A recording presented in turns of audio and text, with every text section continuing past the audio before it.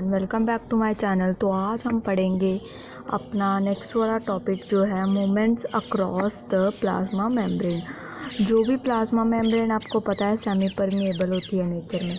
Semi permeable का meaning क्या है? फर्स्ट ऑफ ऑल तो सेमी परमिएबल मैंने वैसे तो पढ़ाया हुआ है पिछले लेक्चर में।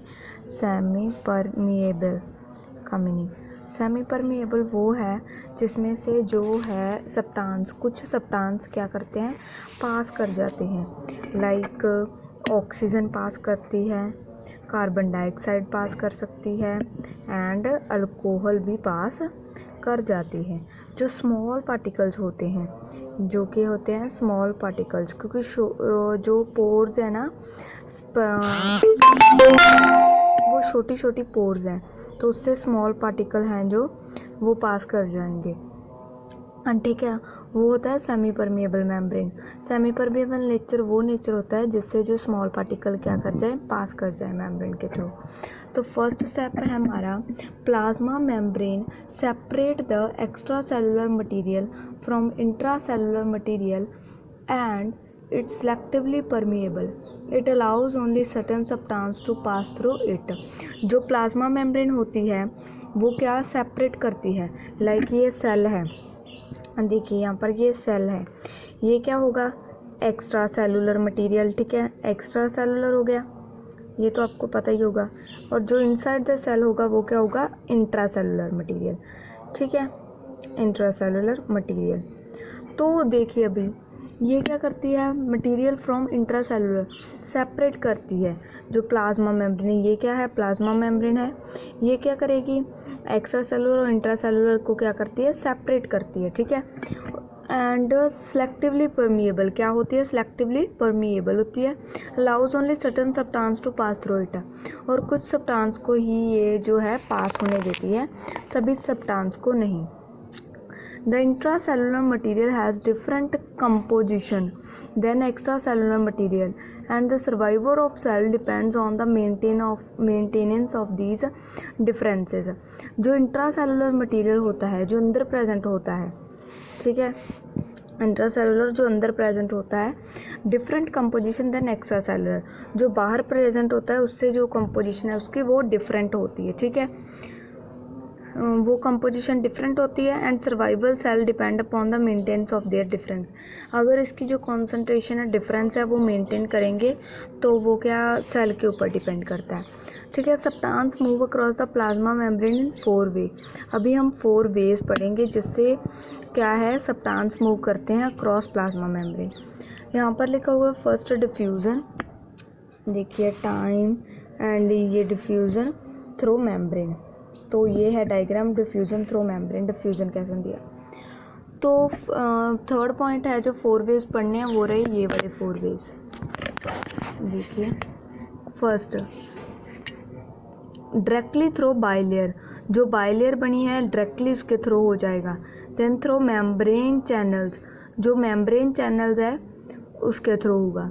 With carrier molecule in the membrane in vesicles, with carrier molecule in the membrane, जो कैरियर मॉलिक्यूल उनके थ्रू, इन वेसिकल्स या फिर वेसिकल्स के through. Fourth point, the transport process can be classified as active और passive process. जो transport process है वो active हो सकती है और पैसिव हो सकती है, depending on whether they require cellular energy. वो सेलुलर एनर्जी के ऊपर डिपेंड करता है कि एक्टिव होगी या फिर पैसिव प्रोसेस होगी। तो यहाँ पर हम दोनों ही प्रोसेस पढ़ेंगे। ठीक है, तो यहाँ पर फर्स्ट हमें दी गई है पैसिव प्रोसेस, फिर डिफ्यूज़न को डिफाइन किया गया है। ठीक है, तो ये आपने वैसे तो पहले पढ़ रखा है, बट फिर भी मैं आपको बता रही हूँ, तो ये इतना आएगा नहीं। एंड एक बार पढ़ लेते हैं, अगर एक आधा MCQs आ गया, 1 मार्क क्वेश्चन आ गया, तो हम वो भी अटैम्प्ट करने में आसान हो जाएगा। ठीक है, फर्स्ट है passive process are mechanism that move substance across a membrane without using cellular energy. जब हमें पैसिव प्रोसेस या फिर पैसिव मूवमेंट क्या होता है, जब भी कोई भी सब्सटेंस है क्या करें, मूव करें अक्रॉस द मेम्ब्रेन। लाइक ये है सेल, ठीक है, ये होगी सेल की मेम्ब्रेन, ये वाली सेल की है मेम्ब्रेन, जिसको हम प्लाज्मा मेम्ब्रेन और सेल मेम्ब्रेन बोलते हैं। ठीक है, ये मेम्ब्रेन है अभी। ठीक है, अगर इसको सेलुलर एनर्जी की ज़रूरत ना पड़े, सेलुलर एनर्जी है जो उसकी ज़रूरत ना पड़े, तो देन इसको हम क्या कहेंगे, पैसिव प्रोसेस कहेंगे। ओके, सेकेंड पॉइंट है, in this process a substance move down it's concentration. इस प्रोसेस में जो सब्सटेंस होता है अपनी कॉन्सेंट्रेशन के अकॉर्डिंग, या फिर जो हमने इलेक्ट्रिकल ग्रेडियंट पढ़ा था उनके अकॉर्डिंग क्या करता है, क्रॉस करता है प्लाज्मा मेम्ब्रेन। कोई भी सब्सटेंस कब क्रॉस करेगा, अपने कॉन्सेंट्रेशन के अकॉर्डिंग। ओके, और इसमें जो एनर्जी होगी वो उसकी खुद की काइनेटिक एनर्जी होगी। ओके, कोई भी सेलुलर एनर्जी बाहर से वो नहीं लेगा। Third point, passive movement process. इसमें क्या क्या इंक्लूड है, फर्स्ट ऑफ ऑल डिफ्यूज़न के साथ हो सकती है जो मूवमेंट, ऑस्मोसिस के साथ मूवमेंट हो सकती है, एंड फिल्ट्रेशन जब होती है तब ये मूवमेंट शो हो सकती है, और फैसिलिटेटेड डिफ्यूज़न जब होती है वो। अभी हमें इन्हें डिटेल में पढ़ना है, diffusion, osmosis, filtration, facilitated diffusion, इसे हम डिटेल में पढ़ते हैं। फर्स्ट है हमारे पास सिंपल डिफ्यूज़न। सिंपल डिफ्यूज़न क्या होती है, unless are substance is at zero, absolute zero. जब सब्सटेंस क्या हो, एब्सोल्यूट जीरो हो, meaning -273 degree Celsius, it's molecule are in constant motion. तो जब एब्सोल्यूट जीरो पर हो तो उसके जो मॉलिक्यूल्स हैं वो कांस्टेंट मोशन पर होते हैं। कांस्टेंट मोशन आपने पढ़ा होगा। अभी देखिए कांस्टेंट मोशन क्या होता है, देखिए एक पार्टिकल है, ठीक है, ये मूव किया यहाँ से लेके यहाँ तक, और यहाँ ये वाले पॉइंट पे आ गया ये पार्टिकल, और इसने जो टाइम लिया, इसने 5 सेकंड लिए, इसने कितने लिए, 5 सेकंड लिए यहाँ से आने तक, फिर इतना ही डिस्टेंस, और ये इसने कितना डिस्टेंस किया, समझ लो 1 मीटर इसने कवर किया। हमने गैस से लगाना है, एग्जाम्पल के लिए समझना है। 1 मीटर समझ लो इस पार्टिकल ने क्या किया, ट्रैवल किया 5 सेकंड में, देन ये फिर नेक्स्ट 5 सेकंड में 1 मीटर ही ट्रैवल करेगा, 1 मीटर ही ट्रैवल करेगा नेक्स्ट 5 सेकंड में। तो ये क्या हो गया, इसका कांस्टेंट मोशन, उतने टाइम में उतना ही जो डिस्टेंस ये क्या करता है, कवर करता है, ना कम ना ज़्यादा, ये है कांस्टेंट मोशन। ओके, अभी जो मॉलिक्यूल है वो क्या होगा, कांस्टेंट मोशन में होगा, स्पेशली दूस in liquid and gases. Specially यहाँ पर किसकी बात हो रही है, लिक्विड की और गैसेस की। आपको भी पता है जो ये प्लाज्मा मेम्ब्रेन होती है इसके अक्रॉस कौन से पार्टिकल मैंने बताया था मूव करते हैं, स्मॉल पार्टिकल। और यहाँ पर मैंने किसकी बात की थी, ऑक्सीजन की, कार्बन डाइऑक्साइड की एंड अल्कोहल की। ये लिक्विड है, ये गैस है।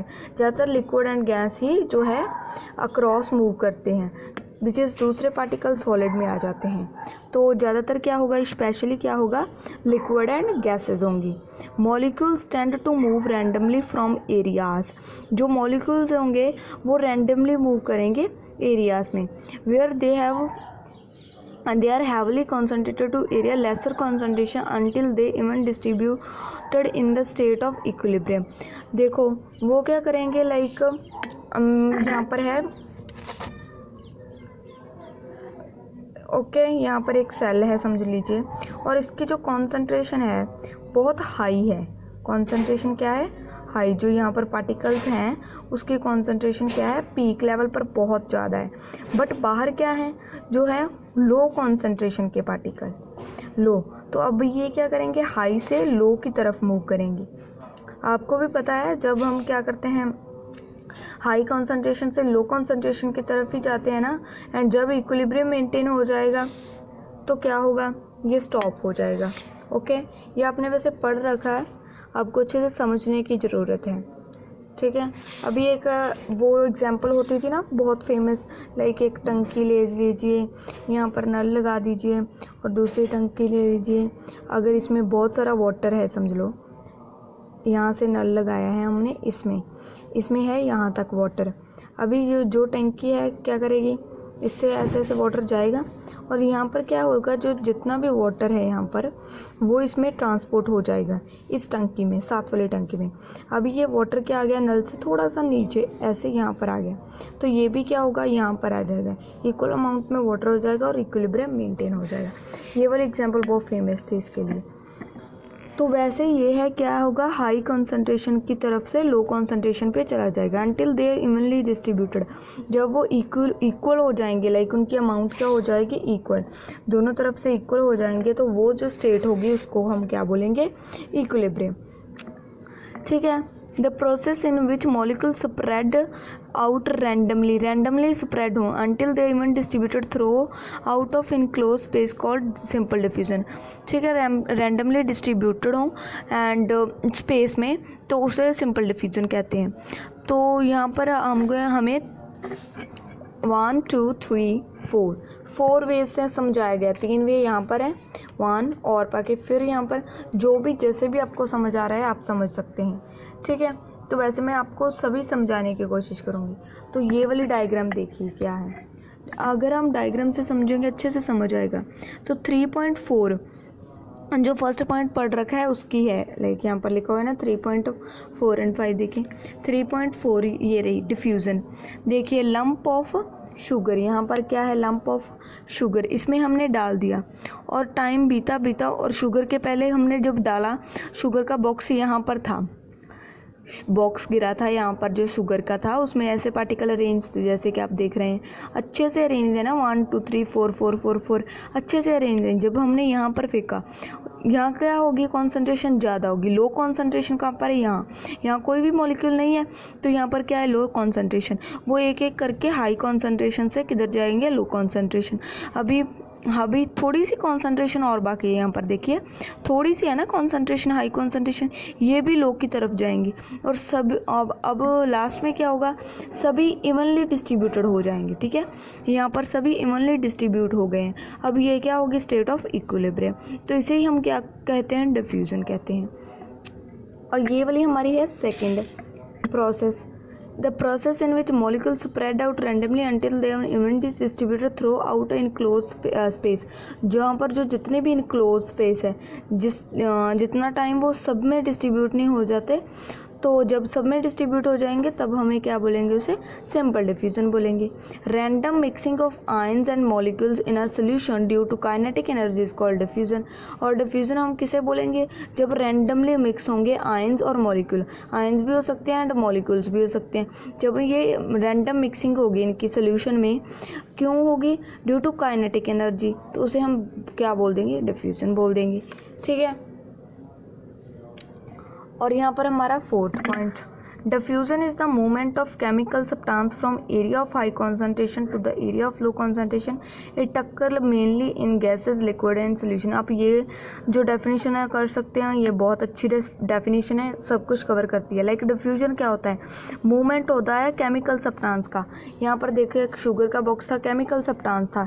ठीक है, from the area of high concentration to an area of low concentration. जहाँ पर क्या थी, हाई कॉन्सेंट्रेशन लो कॉन्सेंट्रेशन की तरफ जाने लगा, और यहाँ पर फिर से क्या है, हाई कॉन्सेंट्रेशन लो की तरफ, high and evenly finally distribute हो गया।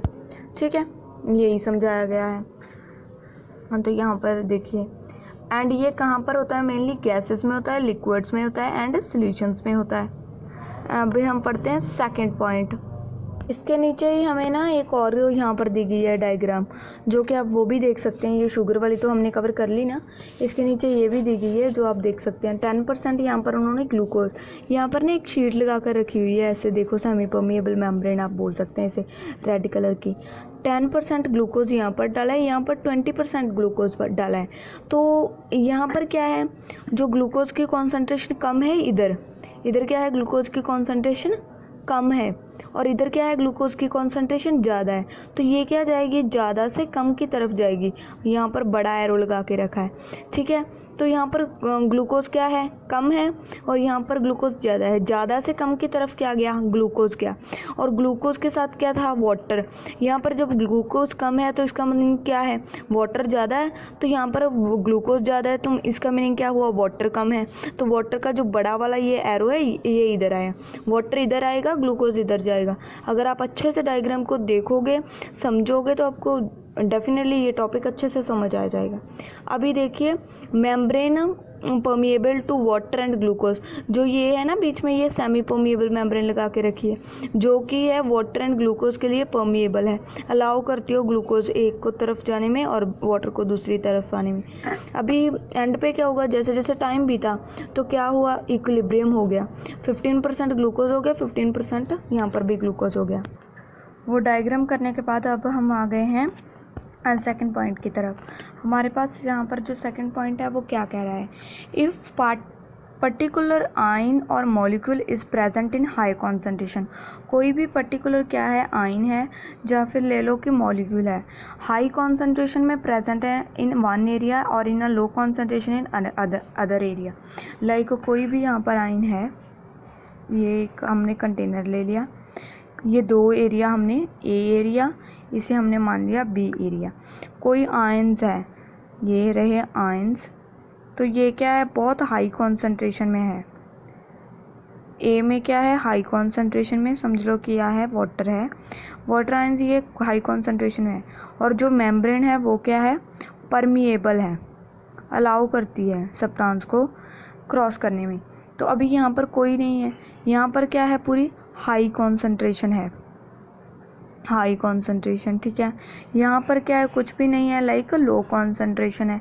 तो ये क्या करेगा, ठीक है, ये क्या करेगा, जो वन एरिया है उसमें हाई कॉन्सेंट्रेशन है, लो है अनदर में concentration, between two area form a concentration gradient.